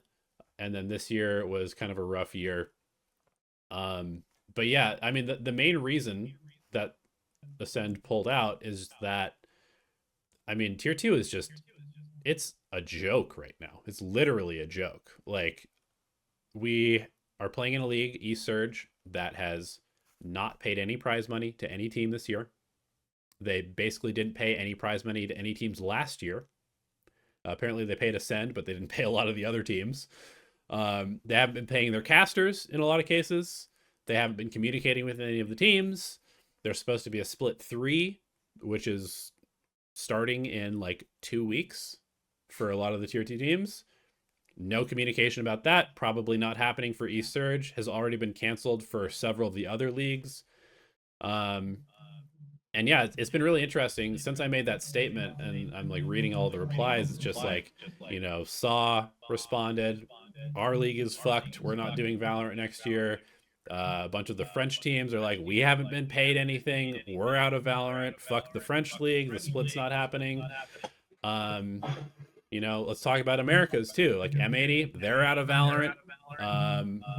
Who knows what NA tier 2 is going to look like next year? Supposedly, like FaZe might be coming back. I've heard rumors. I don't know if TSM will stay in. There's some collegiate teams that are doing well. Maybe NA will just become a collegiate league. But yeah, I mean, tier 2 Valorant is not in a good place right now. And you know, as far as like the M80 thing goes, there's been a lot of hyperbole from North American people about how it's like the end of tier 2 in NA because M80 didn't ascend. But the fact of the matter is that M80 was probably paying like, I don't know, 5x the salaries of any other org in tier 2, maybe even higher than that, maybe 10x. I really don't know, but it was probably significantly higher than anybody else. And it was kind of the same thing for Ascend. Like, I'm pretty sure that Ascend was paying like really good salaries compared to most other tier 2 orgs in Europe. Because the thing is, you have to compete with the tier 1 orgs for the tier 2 players, because they all want those players too. And then while you're playing in tier 2, the tier 1 teams, if they're having a bad season, will start trying to poach your players. So it's like, it's just really bad. Like, the whole system is terrible for tier 2 orgs. And, you know, it may just be the type of thing where tier 2 needs to just kind of like completely reset. Salaries need to come down to the point where it's almost not viable to be a pro player in certain places like America, because it's too expensive to live for the amount of money that you can make. Whereas, you know, maybe in Brazil and LATAM, they will start kind of taking over tier 2, because the way that, you know, finances work is they can pay what's okay for them, but not acceptable anywhere else. But you know, it kind of works out for them. Maybe North America becomes a place where it's like nobody's supported until you get to Ascension, and then you know teams try and like bidding war to try and get that slot. But yeah, there's just a lot of problems that I've seen in other esports that are now manifesting in Valorant, and I can't lie and say that I didn't see it coming. Like at the beginning of last year, I was like, Tier 2 in North America is going to be like Dota, where North American Dota has one team. Like they had one team that was signed when I left Dota. One in the entire region. And every other team would not be signed until they qualified for an event. And then they would be signed by North American org and then dropped immediately afterwards after they failed at the event. So I think that that's coming to North America and probably also coming to Europe to some extent. What are your thoughts? Yeah, doesn't sound great. And I think, look, obviously people in tier 2, you know, generally, you know, the vibes from people in tier 2 are always like, oh, you know, it's not this good, you know, it's not good enough, all this kind of stuff. And I think from Riot's perspective, they would say, well, you know, we want tier 2, you know, not to be a place where you get a job. It's, you know, it's where you know, develop your skills. That's what they always say and stuff like that. But I think there is a certain level of clown show that is not acceptable, right? Yeah. Like it's not acceptable to say like, hey guys, your season's going to start in October, and then half your leagues are like, no, it's not. Yeah. Like that is like not an acceptable level of, like, you know, like this last year of tier 2, you could say like, oh, you know, those headaches, and there was the, you know, it wasn't great, you know, whatever, in different areas and whatever, but you know, it wasn't like a complete fucking catastrophe, right? The games happened. Yeah. You know, like they were played on the days that they were meant to be played, right? And I think the thing is, it just takes, it wouldn't take that much, you know, like you say, you don't need, like for me, uh, I know, right? Probably they obviously hand out, you know, these things, the tier 2, for different tournament organizers to organize and run. But to me, it's just like, it's so risky. You know, you're Yeah. almost guaranteed to have, at least when you've got so many leagues like you do, like for instance in EMEA, someone's going to be shit at doing it. Yeah. You know, someone's going to be either corrupt or just dog shit at doing the job. You know, you're going to end up with at least one league, if not probably half of them, that are just ran to the ground because the people running them don't know what the fuck they're doing. Yeah. Right? Like, and so like when you're talking about like, hey, you know, casters aren't getting paid, the prize pools aren't getting paid, all of this kind of shit, like you would need just to like just have like a bundle, right? Like that you give away 20% of a bundle, and you could probably pay like all of EMEA's prize pools there. Yeah. Right? Like just that would be like, well, there's your all of your prize pools. And like, look, it's tier 2. I can sympathize with Riot somewhat, that like of saying like, look, you know, we have however many fucking the 48 teams full of 5 players plus coaches, you know, that are making this a full-time living, and we're help supporting that. We're actively giving them money to help them do that. Like I can get that they could say, well, look, however many people that is, a decent amount of people, you know, the 200th best tennis player, you know, barely makes a fucking living, right? Like, and that's tennis, right? That's like a Yeah. sport that has been around for a very fucking long time. So why is we as a 4-year-old game, like, you know, this can only be so big? I can get that from their perspective, but like to me, there's like a level of basics of, you know, like casters in tier 2 should get paid. You know, Yeah. even if it's not a lot, they should still get paid, right? The whatever our prize pool is meant to be, that gets paid, right? Like, Yeah. just to like, because then it's like, even if, yeah, you're in tier 2 and it's not like a full-time job, like even if you can't make it a full-time job, the fact that, hey, you know, we're a team and we're an org, and hey, if we win our league, you know, we get this prize money at We can least, right? Like become that's, professionals 100%. yeah, that's Yeah. something, you Yeah. know. And then, you know, with the kind of idea of Ascension being there, and of course Ascension, look, personally, I think that the Ascension changes make sense, like especially viewing it again from Riot's perspective of like, we want tier 1 to be the thing that people watch. um and I think that, as I say, like Ascension to me is more interesting next year because of the changes that they have made. I think that it makes sense to not just automatically relegate teams, you know, for instance, like G2. Imagine if, you know, G2 did what they did this year, next year or like a competitive team that's trying to win champs and then just is fucking out of the league. Yeah. Like it just would not have been a good look. That would be a have been disaster. fucking Yeah, horrible. 100%. Yes. So I overall understand the changes that they've made with Ascension because they kind of needed to. It also helped fix some other problems of only having 12 teams rather than more. But I definitely think there's a balance level of like, okay, right, we get it. You care about tier 1 a lot. You're not really that bothered in tier 2, but you just need to a little, like, just have a little bit of care, and you could probably fix like the major issues, and then things will at least be like, okay, look, I get it that there probably won't be a ton of orgs who are in tier 2 the entire season. Mm-hmm. I think we'll probably end up doing, a lot of teams will end up doing a dark zero, right? Where we're going to wait till midway through the season. Yep. See who's doing pretty good. Yep. Sign them and hope that then they win Ascension, right? Yep. And then if they don't, we're dropping them, which isn't ideal. That's not the ideal situation. But again, like, it's tier 2 esports. It's not going to probably be an ideal. So I think there's definitely a balance here. Mm-hmm. Where like I'm not expecting Riot to go fucking crazy and be like, hey, here's a bunch of things. And again, like I could view it from like EMEA's perspective, right? Of like, hey, if you wanted to, merge all these leagues into one and have essentially tier 3 as premier, and then there's like tier 2, which is like 12 extra teams, and those are the teams in EMEA, and then you have like a top 6 Ascension tournament from like just 12 next teams, right? Who are the next 12 teams? People would probably watch, like as one combined league of one big combined league just with like 12 orgs. People would probably watch that, but I get that Riot, like, that's not what they want to do. Right, that would create more stability and more security for however many other players, and because then probably enough people would watch it, and then enough people would enough orgs would probably then be interested, and you'd end up with probably like 12 teams of like somewhat signed players. Right, but that's not Riot's goal for tier 2. Riot's goal for tier 2 is they don't want Apeks, they want Pacific.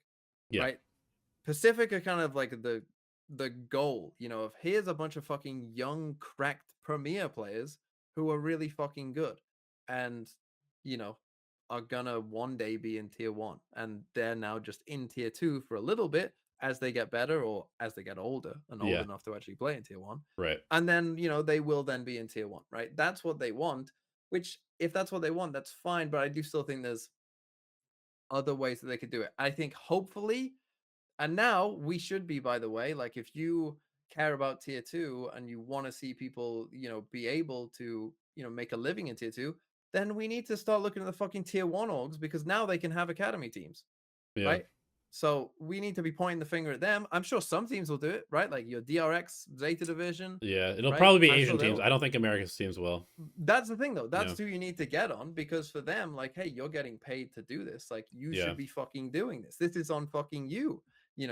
Sentinels, like, if you, like, as I said, Sen are a Valorant org. They should have a fucking academy team. Like, they should. And you should feel like, yeah, Sentinels should. Why the fuck shouldn't they have an academy team, right? If DRX and Zeta Division can do it, and you're the fucking Valorant org, and it's probably, it's not going to cost you a fucking boatload, to sign a couple. Like, again, if you're looking at an academy team, you could probably fucking pay them minimum wage, right? You could find a bunch of 17-year-olds and say like, hey, do you want to play Valorant for whatever the fucking California minimum wage is as your job? I'm sure you'd find a lot of people that would say yes, please. Yes, I'll take that job. Yes, I will. And also, obviously, it would be somewhat beneficial to maybe your team if you start developing talent, but also it would be very beneficial to the scene if I'm still shocked. In my opinion, Riot should have mandated that these tier 1 teams have game changers teams. And I think that academy teams as well, it's maybe difficult to mandate that they must, but Riot probably could, right? Like the stick they did in league, right, for a while. Got here is pretty big that they're giving to this team. Like, I wouldn't be against it. I wouldn't be against them if they would have said like, fuck it, you gotta have an academy team. Fuck it. Why not? There you go. There's another fucking however many well, it would be 50, I guess, because you wouldn't make the Ascension teams do it. But there's another 50 players who are at least getting paid, right? Even if it's not like crazy amounts, like, it's a salary. Yeah, I mean, I think there's like several other things that are worth talking about as well. I'm just gonna share the screen real quick with everybody. Like the prize pools in these tier two leagues are insanity to me. Like, but at the same time, are they insane? Like, for example, in Polaris, first place this year, 3,000 euro. Is that it? 3,000 euro. Which, if you look at Apeks, I'm gonna just assume I'm in a ballpark based off of what I know about salaries in tier one and tier two. I'm gonna guess that the Apeks players were probably making, I don't know, 5 to 6K per month per player. Yeah. Maybe a little bit more, maybe a little bit less. I don't really know. So you're paying half of 1 month player's salary in prize money. That's Uh, mental. it's mental. It's crazy, right? But then the question becomes, should the Apeks players be getting paid this much? And the answer is probably not. But they are, because in tier one, I mean, obviously with the stipend, the minimum salary for a player is 50,000 euro per year, which if you math it out is not quite 5K per month, right? It's like four point something per month. Which sounds like, it's like an okay job. It's not great, but it's an okay job. But then you also have, the last few years of esports have made us expect that these tier one players are supposed to be paid 250K a year, 300,000, half a million. In league, players are getting paid like multiple millions per year, stuff like that. Now, the perspective that you have to have on this is the 20th best player in Valorant in America's supposed to be getting paid more than the CEO of some, medical company in the United States? Are they supposed to be getting paid more than doctors on average? Probably not, if we're being realistic about it. And another thing to think about is Fnatic released their finances recently for the 2023-2024 season, and I believe that their net was minus 6 million euro after having an increase in revenue in every category across the board, from merch, gear sales, esports winnings. Everything was up, and yet they still lost 6 million euro. And they're like regarded as one of the best, most well-run orgs in all of Europe, maybe in all of esports. So I mean, that's just fucking mental. Like what? what are we doing here? Like what are we doing? We're just waiting. You're just literally like, we are just watching a bomb, like the clock tick down. Yeah. And we are just watching it, being like, wow, look at that time go. Yeah.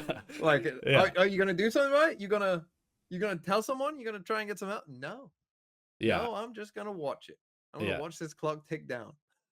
And there was a podcast with Nadeshot recently where he talked about all the finances with 100 Thieves, and he said that this year they may actually be profitable, but to get there they have essentially had to cut like a huge amount of salaries, a huge amount of staff. They had to sell their game development. They had to sell Juvie. They've done a Tory 2010 gutting of they the British cut economy. Everything, and he was basically like, if I had to go back and choose between doing like influencer marketing media as a business or running an esports team, I would not have done esports, and I would not recommend anybody to invest into esports as like a business owner at this point. And he's just being realistic about it, and it's like, yeah, I mean, I think we're still feeling the ramifications of the VC influx of money and the hype surrounding esports. Oh, we're going to be the next big thing. We're getting viewership that's like rivaling the NBA finals, but it's from all over the world and nobody's buying anything, right? People are not buying tickets. They're not buying merch. There's no media deals. There's no money, right? There's no money outside of maybe digital goods, but the salary expectations and all of the everything is massively inflated to the point where nothing is sustainable. And tier two is the first sort of like casualty of all that, because people are like, well, tier two is making literally no money. We're making insanely amounts of negative money, so we must stop doing this, right? And tier one will follow. It's really not sustainable to have the developer essentially be paying teams to exist, because that's what's happening right now. If Riot were to cut the stipend, and they can do this, And I was listening to a podcast about like the league business the other day from insiders who know stuff.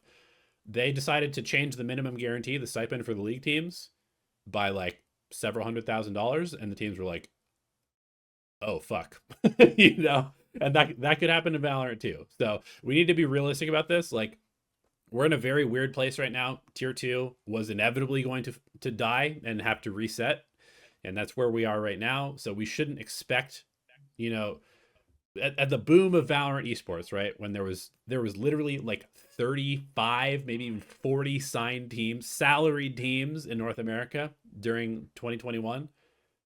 That was the most unrealistic thing of all time, and people are still kind of expecting that to kind of be a thing.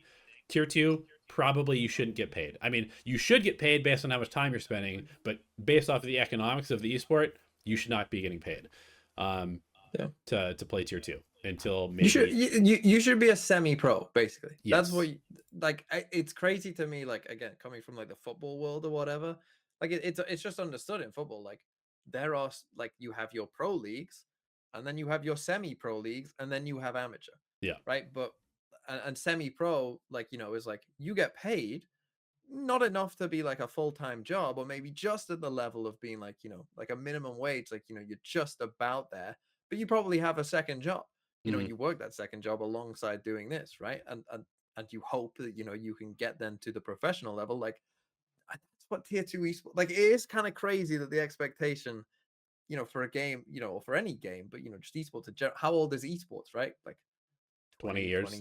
Yeah. Like, how have we got, like, you know, I think, like, because I love the history of football. I'm kind of like, it's kind of like my, you know, thing that I'm super passionate about. And it's like, they didn't start off with like, oh, guys, let's just get together and let's pay fucking thousands of people straight away. Like, let's fucking go. Like, no, like, you build it up slowly. Like, you start with nothing, and then it slowly builds up and builds up and builds up. It doesn't start with fucking loads and like, oh shit, there isn't enough for them. Oh shit, fuck them off. You know, like, that doesn't make sense. Yeah. Like you say, like, the expectation probably needs to come down, but it's very tough to do that, right? Like, Yeah. like it's very tough, especially with especially with, you know, just esports, and, you know, like, how the developers interact with the orgs, who interact with, you know, the players. It's like, and maybe, hey, like, a new game's coming out and there's a bunch of excitement for it, so hey, I'm gonna flip game whilst, you know, the salaries are high in that game because there's a bunch of hype. Oh, it's died down. Oh, let me fucking jump to the next game, right? Like, Yeah. It's a tough one. It's tough. Yeah, I mean, I have a couple more thoughts that I want to get your opinion on. So, like, for North America, in my opinion, I'm still of the belief that collegiate is the way forward for tier 2 in North America specifically. I know it's not going to be the same for Europe because it's much different, but at least in North America, to me, it makes the most sense to start going with like the college football to NFL model, where it's like you go to college, you play for the colleges have incentive to make their programs good. They don't have to pay you a lot. In fact, they probably don't have to pay you at all. They give you a scholarship, which is essentially a good job, right? If you can pay for school with Valorant, like, you can be good at Valorant, and you can also have your school paid for, and that's cool. And then you can maybe get drafted into tier 1 from collegiate. So I think that path really has a lot of legs and should be explored more in North America. And yeah, I mean, do you have any thoughts on that? I mean, that just makes sense, right? It just makes sense. You've already got the infrastructure, like, set up. Like you say, it wouldn't really work anywhere else, because there's just not the culture of that really being, you know, a thing. But yeah, I think in NA, like, that, it seems like such a fucking obvious solution, right? Like, if you can get enough, you know, universities interested in it. Which I'm honestly, like, I'm sure if you, like, I'm sure there's a bunch of fucking people running those universities who would be interested if they fucking knew that it existed. I'm sure there's a bunch of people who make those kind of decisions who have absolutely fucking no clue what esports even is, to be honest. Yeah. You know, they're 63 years old, and you know, I mean, use it as a recruitment tool. Like, I'm always trying to interact with the University of Oregon because they're local for me. And so I'm able to just kind of go Ducks. Well, it's just like every year that I've worked with them, there's always an influx of new students, and it's like the students are hype, and they're super excited to find a community of people who like the same game as they do at their school, and then they like, you know, play games together and they make friends, and then they play on a team and they get to learn about like teamwork and meeting new people, and like it's very cool, it's very good. And so I hope that there's more support for that in the future. And then the second thing that What I do you want to think get your of Bo thoughts on. Nix? Bo Nix. I mean, the Broncos have finally won a game, but who cares? Because they're probably going to be mid as always. Yes. Uh, the second thing, and this kind of goes to maybe the overall future of Valorant. I've talked about it a couple times before, is the concept of a dynasty team, and why I think it's necessary for Valorant to have a dynasty team that kind of like shows everybody this is how you run an org to be successful. Like, just imagine if Sentinels, they came out, they invest in an academy team, the academy team scouts a bunch of new talent, Sentinels is good in 2025. Then in 2026, a couple more people retire. Their academy players come in. They're good in 2026. Then God, I can't wait for 11s. They hire some more, you know, they scout some more talent, maybe from college, maybe from other tier 2 teams. Their academy team is again good.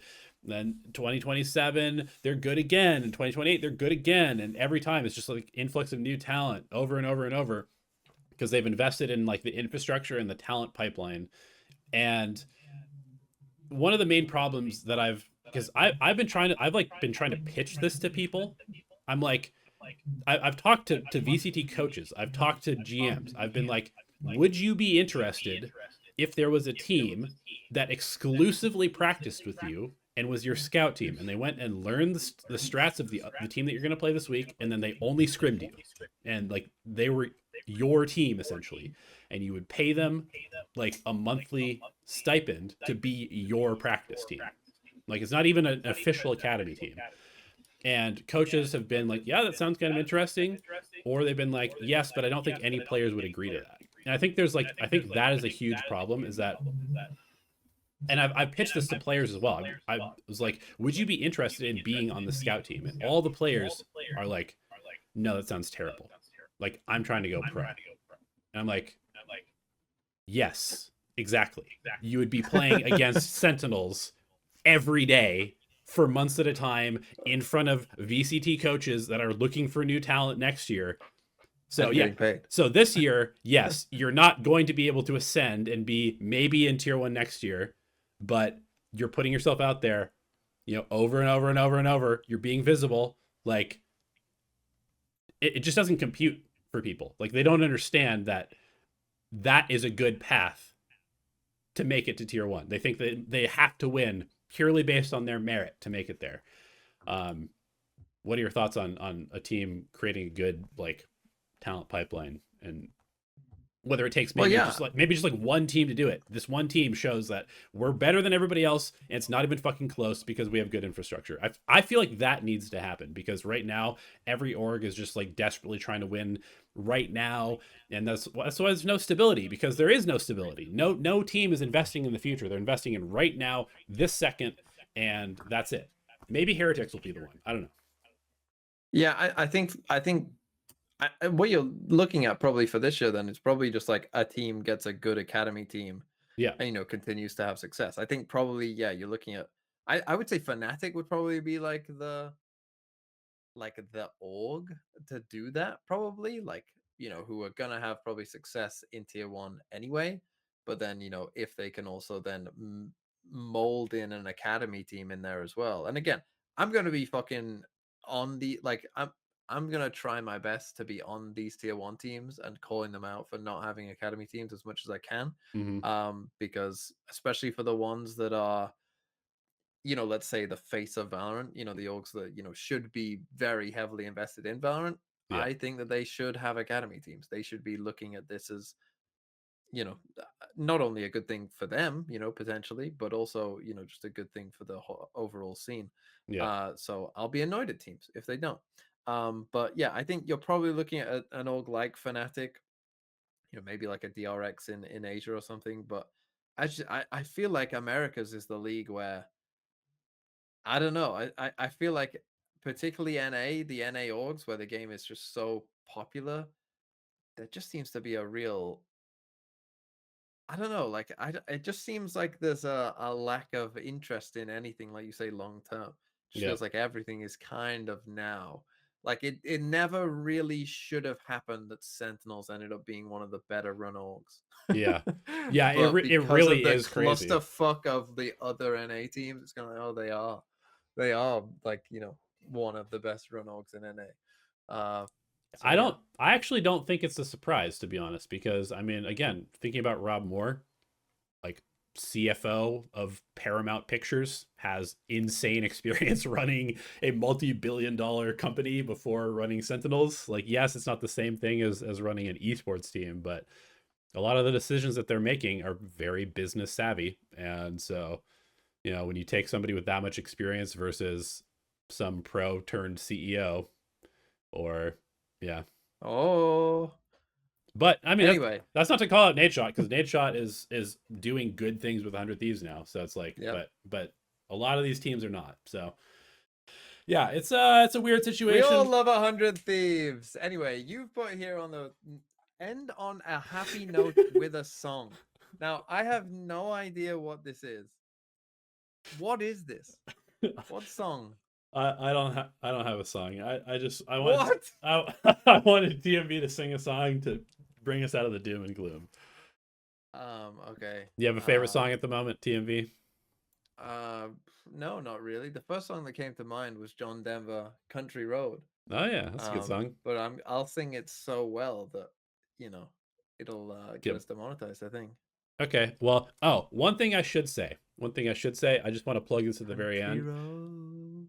Take me home to a place I belong. West Virginia. Mama, take me home. Country road. If you want to hear more about the inner workings of esports, go check out Acend's other channel called Inside Esports, where I've been having interviews with the GM and the CEO of Acend. We'll have some other guests on. I'll link it below as well. And yeah, hopefully we're going to continue the discussion about all this stuff and maybe make Valorant a better ecosystem for everybody in the future. Thanks for your thoughts, TMV. Thanks for your singing. No problem. And No problem. yeah, we'll see you next episode. Peace.